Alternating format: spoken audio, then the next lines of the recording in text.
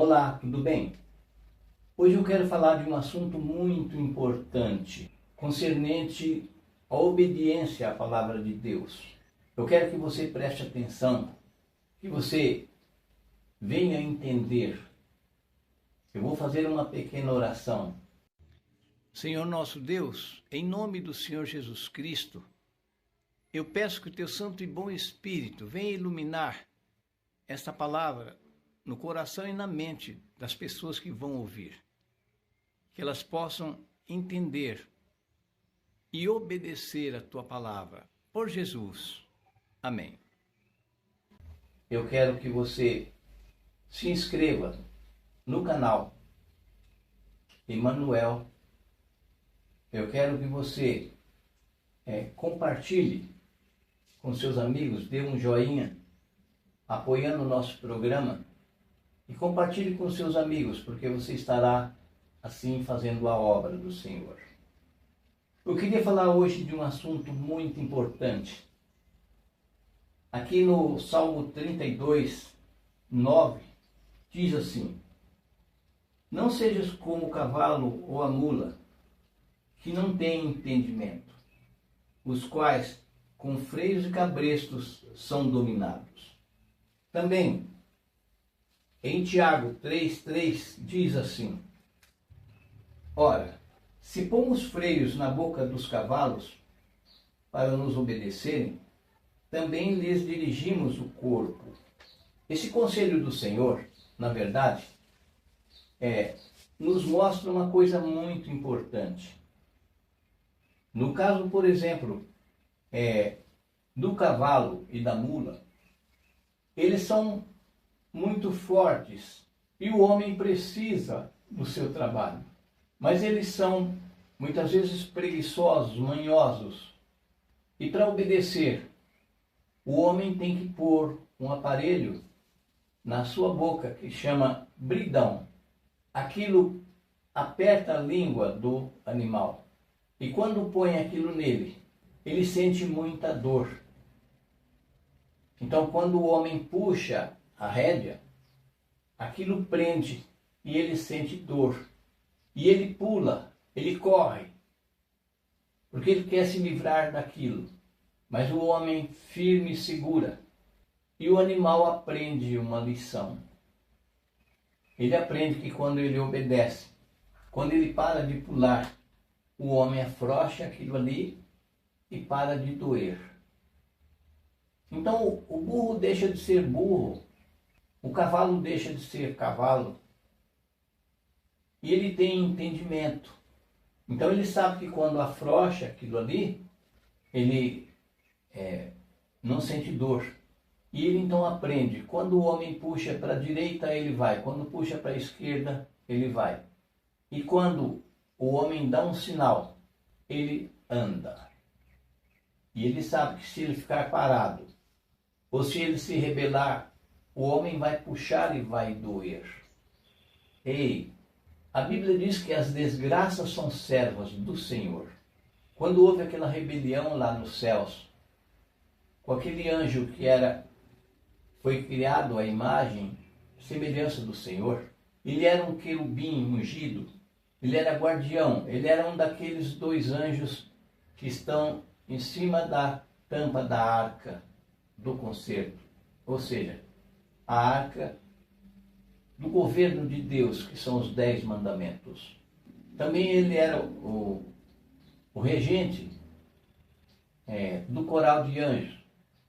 Quando Deus criava uma galáxia, ele era o regente, então ele ia com os anjos e cantava hosanas, glórias a Deus. A Bíblia diz que Deus caprichou, fez ele um ser bonito, forte, inteligente. Andava em pedras afogueadas, ou seja, depois da Trindade ele era o primeiro anjo. E ele um dia começou a ter inveja. E ele deixou aquilo crescer dentro dele. E ele aspirou ser Deus acima de Deus. Ele não sabia que ele era apenas uma criatura. mas ele quis o lugar do Criador. Deus então criou o homem, fez o homem à sua imagem e semelhança, mas sujeito também a pecar.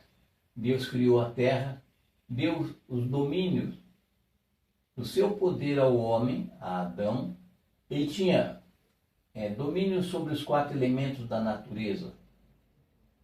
Então, a terra, a água, o fogo, o ar, obedeciam a Adão. Não porque Adão fosse alguma coisa especial, mas ele era um instrumento. Então, obedecia a Deus em Adão. Mas quando Adão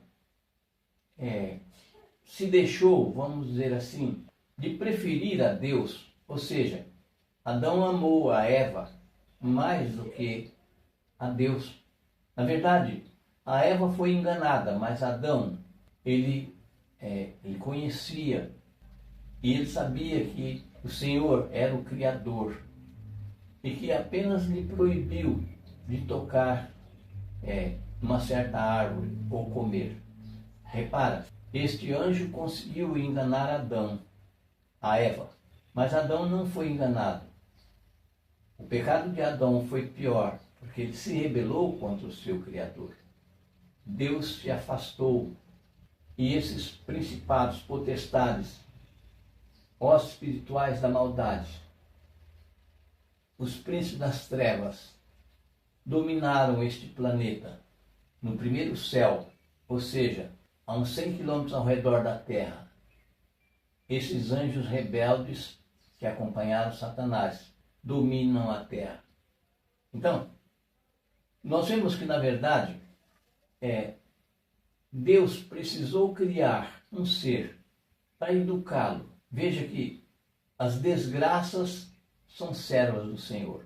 Então, as doenças, o pecado, são consequência do afastamento de Deus. Deus ama o pecador, mas aborrece o pecado. E a gente vê que quando a pessoa ouve a palavra de Deus, anda nos seus caminhos, ele tem livramento, ele tem proteção, ele tem abundância, ele tem saúde, ele tem paz. Porque Cristo veio para que nós tivéssemos vida em abundância. Uma vida em abundância é a pessoa ter saúde, ter sorte no amor, trabalhar, ver o fruto do seu trabalho, viver uma vida assim, feliz na presença de Deus. Mas quando essa pessoa dá ouvido à voz de Satanás, então Deus retira o seu espírito e o homem fica assim como Satanás. Satanás, ele é besta, mas ele não é burro. Então, assim como a Bíblia diz, não seja como a mula ou o cavalo, que precisa de freio. Os freios do Senhor são as calamidades, porque Jesus veio para nós termos vida e abundância. E o diabo veio para matar, roubar e destruir. Na Bíblia nós conhecemos personagens, por exemplo, Senaqueribe. Na realidade, Deus deu graça a ele e ele saiu conquistando as nações.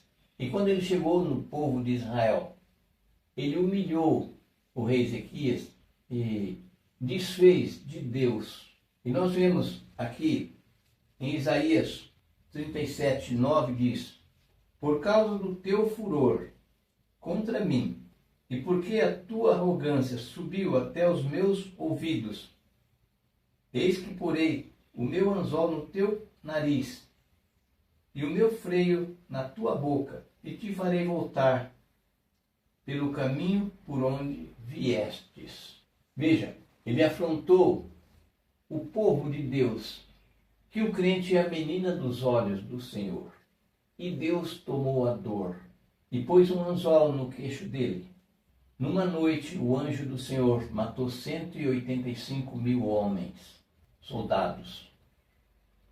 Ele ficou tão envergonhado que ele voltou, assim como um animal quando se põe assim uma argola no seu nariz e um boi do tamanho que é o homem conduz ele. Para ele não sentir dor, ele vai. Esse homem, ele foi humilhado. Amanheceu o dia, 185 mil homens pereceram, estavam mortos. E quando ele voltou na terra dele, levado pelos queixos e pelo anzol do Senhor, os seus filhos o mataram. Também nós vemos aquele rei que se rebelou e Deus fez ele virar um animal e comer capim, viver no campo e comer capim por 7 anos, até que chegou o tempo que ele levantou os olhos para o céu e reconheceu a soberania do Senhor. E Deus então fez ele voltar à razão e devolveu o reino para ele. Vocês conhecem a história. E assim tem muitas histórias, mas o homem não aprende a lição. A tendência do homem é sempre querer ser independente de Deus. É a mente do diabo. O diabo quis ser independente. Ele tinha tudo. Ele reinava junto com Deus, mas ele queria o lugar de Deus. E hoje, por causa do pecado de Adão, a propensão do homem é fugir de Deus. Quer criar naves para procurar outro lugar. Na medicina, ele quer ser Deus. Nas possibilidades assim financeiras, ele quer dominar. O eu do homem é o eu do diabo, é a mente do diabo. E Deus tem tentado nos consertar. A Bíblia diz que realmente não há um justo sequer, mas houve um justo. E nós somos convidados a estar no corpo deste justo, que é Cristo Jesus. Assim como nós tomamos vacina, que é uma pequena parte de doença que é injetado no ser humano, e os nossos glóbulos vermelhos, os soldadinhos do corpo, vão lá e destroem. Quando destroem, assim também nós somos enxertados no corpo de Cristo. Ele não está vendo, vamos dizer, as nossas misérias, o que nós fizemos. Ele apenas pergunta: você quer mudar de vida? Eu posso te dar vida abundante, mas você terá que andar nos meus caminhos, você terá que ser colocado no meu corpo. Só que a gente no corpo de Cristo fomos enxertados, mas nós temos que mudar as nossas atitudes e andar segundo a cabeça, que é Cristo. É a cabeça que governa o corpo. Nós somos enxertados, passamos a viver pelo sacrifício de Cristo, pelo sangue que Ele derramou, por a sua palavra que nos lava. Então, quando a gente faz isso, a gente deixa de ser como a mula, como o cavalo, que precisa de freios. O bom filho não precisa apanhar. Todo mundo sabe que o pai e a mãe sensato, que o filho é bom, eles não vivem batendo na criança. A mesma coisa nós, se nós formos bons cidadãos, a gente não precisa estar com medo de polícia, não precisa estar preocupado. Entende isso? Então o bom filho não precisa apanhar. Que Deus te abençoe, que você possa ouvir a voz de Deus, não ser teimoso como o cavalo ou a mula. E quando as lutas vier, você vai ter força para orar, vai ter confiança, porque sabe que você fez o que é certo e que Deus é justo, maravilhoso, poderoso e veio para você ter uma vida abundante, ao contrário do diabo, que mata, rouba e destrói. A escolha é tua. Deus te deu um livre-arbítrio, mas Deus espera que você use esse livre-arbítrio para o bem. Eu oro para que você entenda a palavra de Deus, entregue a sua vida nas mãos do Senhor. Deixe a rebeldia para um dia estar na presença do Senhor quando Ele aqui vier buscar os seus escolhidos. Senhor Deus, nós te louvamos, nós te bendizemos, porque reconhecemos a tua soberania sobre todas as coisas.